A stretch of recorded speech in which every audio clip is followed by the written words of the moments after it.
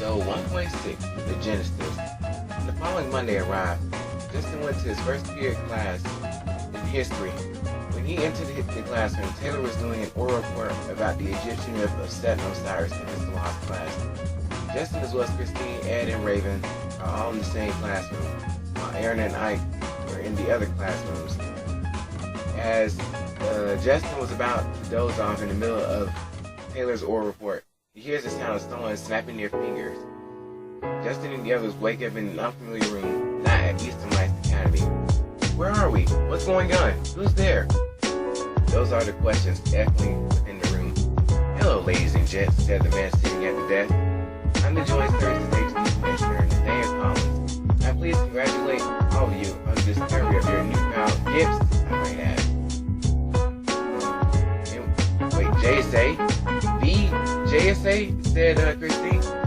The government group that deals with mysterious phenomenon as well as crime fighting, said the commissioner. The only one? But what do you want with us? Asked Aaron. Precisely the point I was about to address in anything, replied. Do you remember the night you all went to the Moonlight Festival? At the time of the count of smoke bombs went off, we've been informed that many victims went through a series of reactions.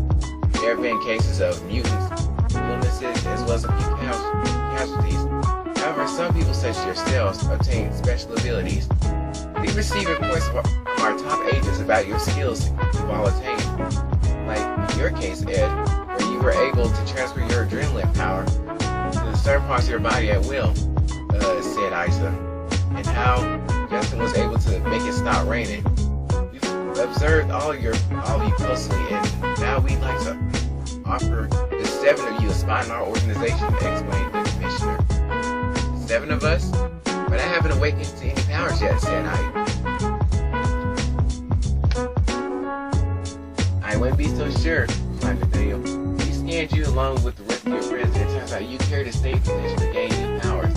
However, they have yet to awaken for some reason. So how about it? Are you interested? Asked another agent. I don't know. This is kind of sudden, replied Christine.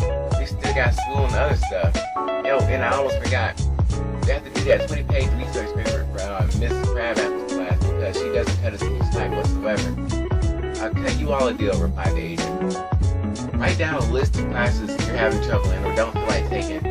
You'll be able to get out of those classes within 100 days. Everyone was surprised that he could do that with such ease. But that's not all, replied Nathaniel. Christine, Raven, you two wanted some research done on 2 special individuals. I'll dispatch some of my top private eye investigators and personally come to you with the results after the search is completed. Hold on. What do you know about them anyway? Exclaimed Raven. When we didn't even tell our friends at the door about them. We're the government. We know everything. Replied Nathaniel. Lastly, Bruce, did those people at the university even give you a refund check this semester? If they did, how much would they you give their students this time around?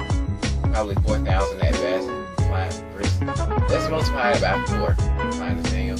You really can't be serious when you said, Bruce, as Nathaniel muttered. And the check for 60,000 goes to Bruce, interrupted. Here you go, Bruce. So how about it, he said. Justin, Ed, Aaron, and Bruce simultaneously signed their names on the form. While Raven, Christine, and Ike waited a moment to sign. Raven said to Nathaniel, all right, we in. But only if you agree to do the research, said Ike. Please find out as much as you can about this too. We're counting on you. Soon afterwards, Christine, Raven, and Ike signed their names. I give you my silent word. We'll get started ASAP, replied Nathaniel. Alright, starting Labor Day, we'll begin our training.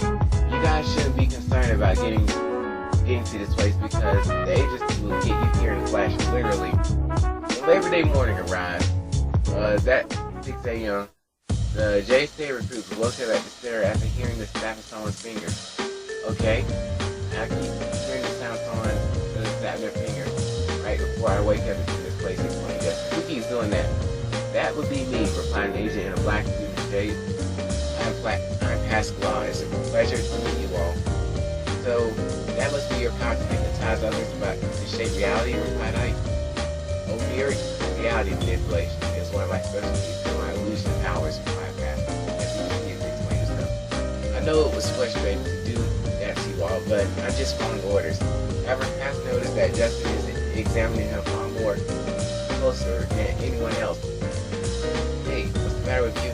He asked. Nothing. It's just that you look like a teacher at my school named Mr. Long, replied Justin. Really? I'm surprised you didn't catch by now. That's replied as he removed his shades. No way! Justin exclaimed.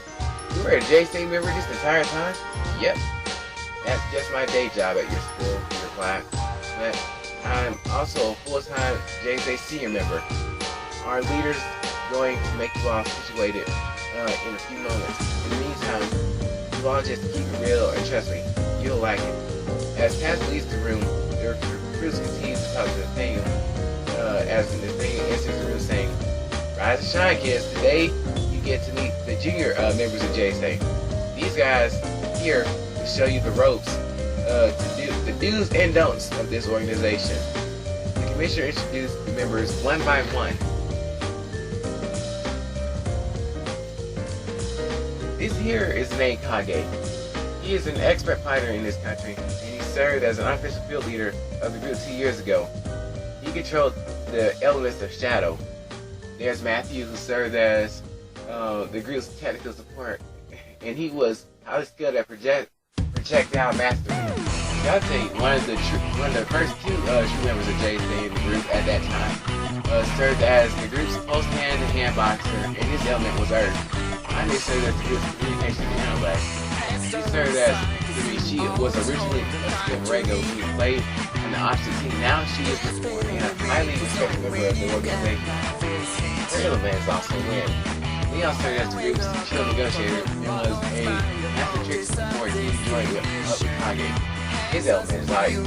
Lastly, there's Gina, who was also the second true member of JSA in the group at that time. She served as the group's moral conscience and voice of reason. And likely, she also controls Clayton's sun element. These six will be giving you the heads up in individual training groups. Just get to know them for a while, and I guarantee you these guys won't steer you the wrong way. Hey, you forgot about me, old timer, said aloud Miss Mysterious Stranger. Oh, my apologies, Flint, sincerely replied Nathaniel. Everyone, this is Flint. He's another member of JSA who came not too long before you guys did. Be careful, this guy can be a real handful. Why does this guy remind me of a leprechaun for some reason with the Raven's parents? Flint heard the few of them laugh a bit as he walked by. I'm amusing, I know, replied Flint. I have the power to make you laugh at my very presence. So how about it, mister? Do you think I can do stand up? That's when as the Flint's Raven, as he gently touches her shoulder, Raven then pulls back out of the way. Hey, I think you're going a bit too far, replied Gina. Well, with that being said, let's do our best and whatever phrases Flint. As everyone is completely silent for a moment. Later that day, the new people paired up with the other members. JSA paired up with Raven. Gina paired up with Raven. Dante paired up with Aaron. Leon paired up with Ed. Ione paired up with Bruce. Matthew paired up with Justin. Kage paired up with Christine. And Flint paired up with Mike. It turns out everyone else besides Flint and Ike seems to get along quite well with each other. Meanwhile, in the background, others can hear Flint pestering Ike on and on with his lame leprechaun joke. Come on, lad, you can do it, exclaimed. I'll even give you a gold coin if you use your powers in the next few seconds. I don't know, replied Ike. I'm trying as much as I can. Now, Ike, you have to be at least good for something, replied Flint.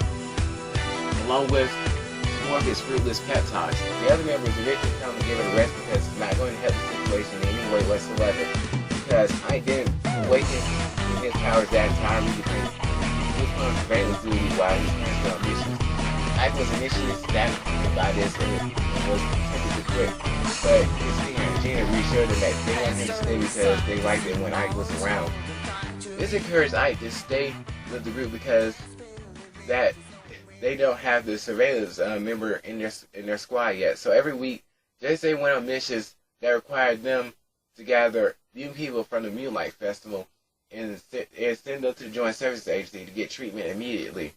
When all the victims were cured, they were released from the center to resume back to their normal lives.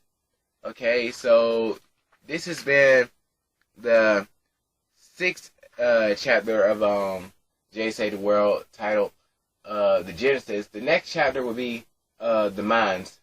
Don't forget to like, share, comment, and subscribe for more. Thank you for listening.